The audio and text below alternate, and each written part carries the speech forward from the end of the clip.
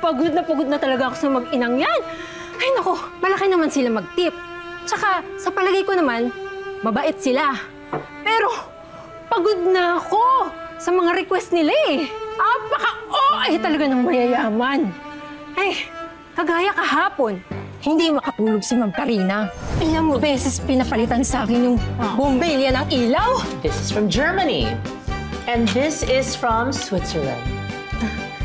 Eh, Ma'am, wala namang lagayan ng wala namang sakit dito. Eh, dilagyan mo.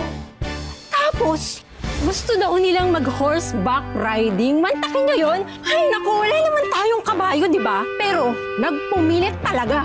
Lukang-luka na ako. Hindi lang talaga paligid itong resort natin. Hindi ko to kailangan gawin eh. Pero, alam nyo naman na yung bayad ng mag-inang yan yung pwedeng sumalpa sa atin.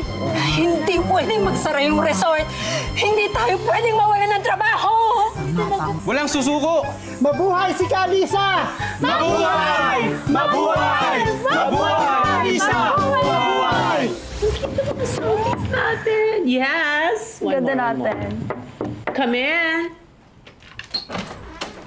Hi, Lisa. Come join us. Join us. We're taking photos. Ma'am, sorry po. Yes. Ano yun? Yes? Ma'am, yung down payment niyo po kasi hindi pa pumapasok sa system namin. May running bill na po kayo na 1 million pesos. Ano? Eh, I paid via credit card, di ba? Baka pwedeng itry ulit natin. Okay. Teka lang. O, eto.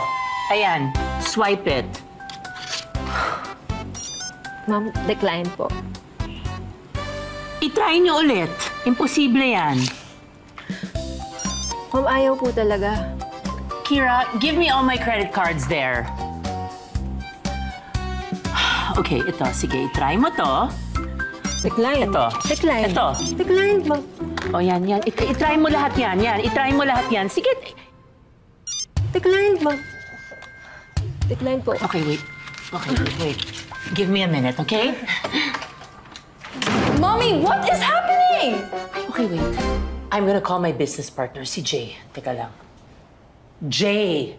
Jay, ano ba nangyayari? Bad news, Karina. Ha? Tinangay po ng iba nating business partners ang pera ng kumpanya. Ano?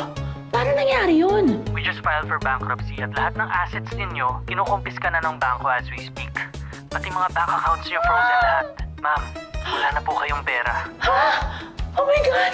No! No! Oh my God! Oh my God! Did I just hear that right? Shh! Oh my God! Wala na tayong pera. Wala na tayong pera. No! Wala na tayong pera! Mommy, we have to do something. Wait. Okay, I have an idea. Wait. Hindi ka na nga, bilisan mo na nga. Mamaya maabutan pa tayo dito eh. Oh my gosh. When I say do something, not run away. Hello? Ano na sabihin ng mga ibang tao if they learn that may iniwan tayong utang dito? Ma'am? Kayo pupunta? Tatakas kayo, no? No. Oh, dala niyo lahat ng bagyo tapos no. What I'm trying to say is, may dumi ka sa noo.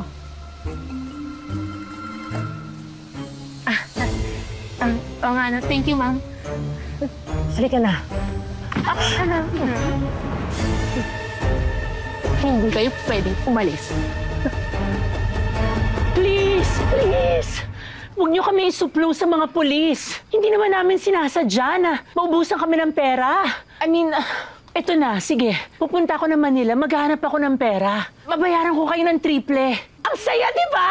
Anong masaya? Palugin na tong resort na to, no? At ang inaasahan kong sasalba sa amin, eh yung bayad yung mag-ina? Nako, scam naman pala kayo. Ang dami pa namin pinaghirapan. Nako, at dahil dyan, walang uuwi. No! No! What if we clean here? Maging part kami ng staff nyo. By that way, we can pay for all our dues. Please. No! No! No! No! Okay, dahil mabait ako, 1 million chores kapalit ng 1 million na utang nyo. No!